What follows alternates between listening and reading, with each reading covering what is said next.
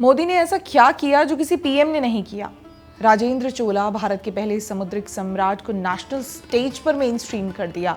उस एम्परर ने इंडोनेशिया तक अपना झंडा लहराया था, जिसका नाम तक स्कूल बुक्स से मिटा दिया गया।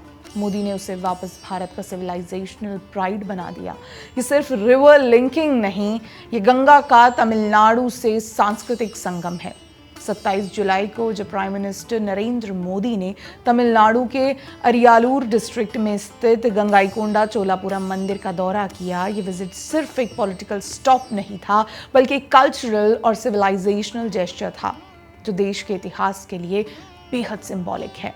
पीएम मोदी ने आदि तिरुवथिराई फेस्टिवल के दौरान मंदिर में पूजा और रिचुअल परफॉर्म किए, और एक खास मोमेंट तब आया जब उन्होंने गंगा जल को बृहदीश्वरा टेम्पल में अर्पित किया।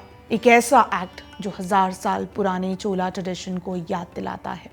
इस हिस्टोरिक विजिट के दौरान एक कॉमकमेरेटिव कॉइन भी रिलीज किया गया, जिससे राजेंद्र चोला के योगदान को याद किया गया।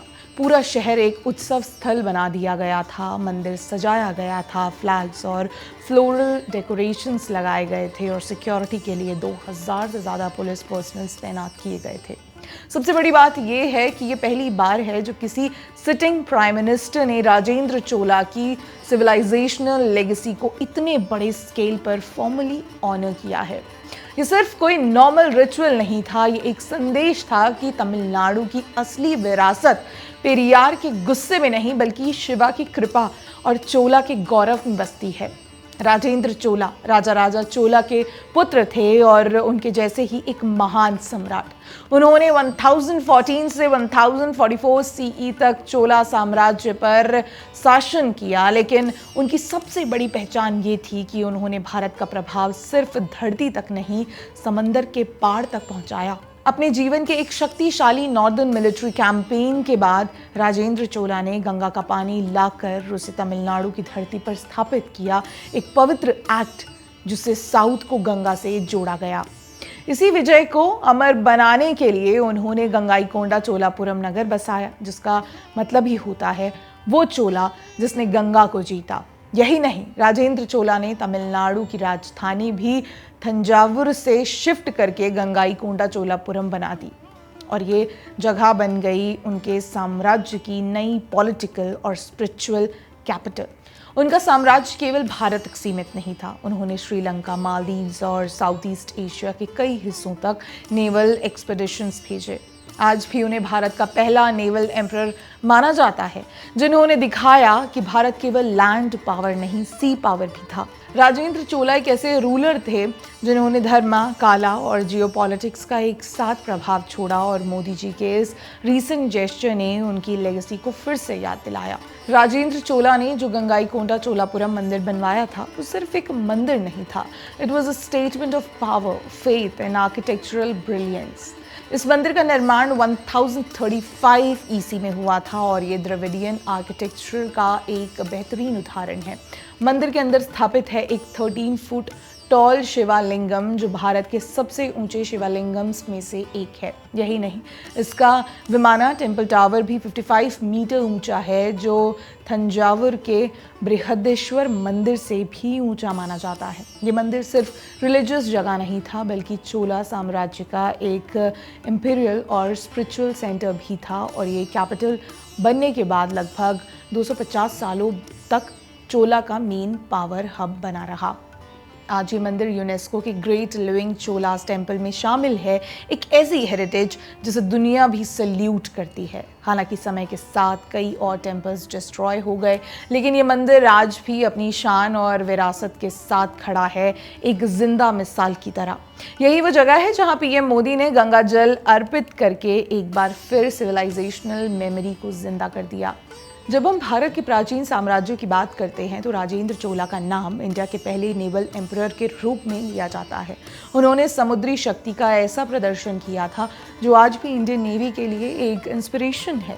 राजेंद्र चोला की नेवी ने Indonesia, Srivijaya empire, Cambodia, Vietnam और मलेशिया तक अपने एक्सपेडिशंस भेजे थे। ये सिर्फ विजय के लिए नहीं, बल्कि भारतीय संस्कृति और धार्मिक इन्फ्लुएंस को दूर तक पहुंचाने का एक जरिया है। इतना बड़ा नेवल ऑपरेशन किसी भी भारतीय रूरल ने पहली बार उस समय किया था। इसलिए जब इंडियन नेवी ने 1983 में एक नेवल ट्रेनिंग शिप का नाम INS राजेंद्र रखा तो वो उनकी मैरिटाइम लेगेसी को ऑफिशियली एक्नॉलेज करना था। आज भी नेवी के एग्जीबिशंस और स्पीचेस में उनका जिक्र होता है। और अब जब पीएम मोदी सिविलाइजेशनल रिवाइवल पर फोकस कर रहे हैं तो राजेंद्र चोला जैसे फिगर्स को फिर से नेशनल कॉन्शियसनेस में लाया जा रहा है। एंशियंट से मॉडर्न तक राजेंद्र चोला भारत की एक ऐसी कहानी है जिसे हम भूल गए थे लेकिन अब फिर से याद किया जा रहा है। तमिलनाडु, जहां एक ज़माने में राजेंद्र चोला जैसे देवभक्त सम्राटों की भूमि थी, वहीं राजनीति के नाम पर कुछ नेताओं ने उस विरासत से मुंह मोड़ लिया।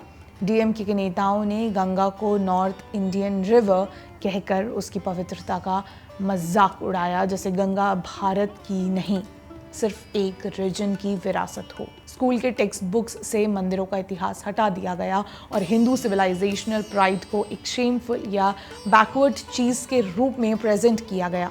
तमिल आइडेंटिटी को पेरियार के गुस्से और ब्राह्मण विरोधी नैरेटिव तक सीमित कर दिया गया, जैसे धर्म से दूर होना ही मॉडर्न होना है।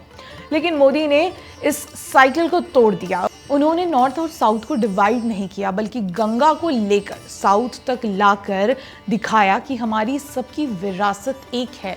उनका ये एक्ट कोई पॉलिटिकल मूव नहीं, एक भावनात्मक और कल्चरल पुल था जो तमिलनाडु को उसकी असली ग्लोरी से फिर से जोड़ता है। 2014 सिर्फ एक सरकार बदलने का मोमेंट नहीं था, ये एक सिविलाइजेशनल रीसेट था। उस दिन से भारत ने सिर्फ नई दिशा नहीं ली बल्कि अपने खोए इतिहास को वापस मांगना शुरू किया। पीएम मोदी की लीडरशिप सिर्फ पॉलिटिक्स नहीं, एक सांस्कृतिक पुनर्जागरण का काम कर रही है जिसमें हर भारतीय को उसकी असली रूट्स से जोड़ा जा रहा है। जहां नेहरू ने अपनी आइडियोलॉजी के हिसाब से हिस्ट्री लिखी, मंदिरों को अवॉइड किया, देवताओं को इग्नोर किया, वहीं पीएम मोदी ने वो सब रिवाइव किया जो हम भूल गए थे। केदारनाथ का पुनर्निर्माण, काशी विश्वनाथ का प्रकाश, अयोध्या में राम मंदिर का निर्माण और अब चोला की विरासत को राष्ट्र सम्मान देना। तमिलनाडु को दशकों तक सिर्फ द्रविडियन आइडेंटिटी के नाम पर धर्म से अलग दिखाया गया, लेकिन ये मोमेंट बताता है कि तमिल कल्चर द्रविडियन के साथ साथ डीपली धार्मिक भी है। राजेंद्र चोला हो या गंगाईकोंडा चोलापुरम, ये सब उसी धार्मिक और सिविलाइजेशनल भारतीय पहचान का हिस्सा हैं। तमिलनाडु की विरासत पेरियार के गुस्से में नहीं, शिवा के आशीर्वाद में है, नफरत में नहीं, चोला के गौरव, मंदिरों के शिखर और भारत की सनातन आत्मा में है। गंगा कभी नॉर्थ इंडियन नहीं थी, वो तो सदा से पवित्र थी और अब 1000 साल बाद मोदी के हाथों उस पवित्रता ने तमिल भूमि पर फिर से कदम रखा है। ये सिर्फ एक रिवर लिंकिंग प्रोजेक्ट नहीं, एक सिविलाइजेशनल रियूनियन है जिसमें तमिलनाडु अपनी असली पहचान से फिर से जुड़ रहा है। एक हिंदू, धार्मिक और भारतीय तमिलनाडु।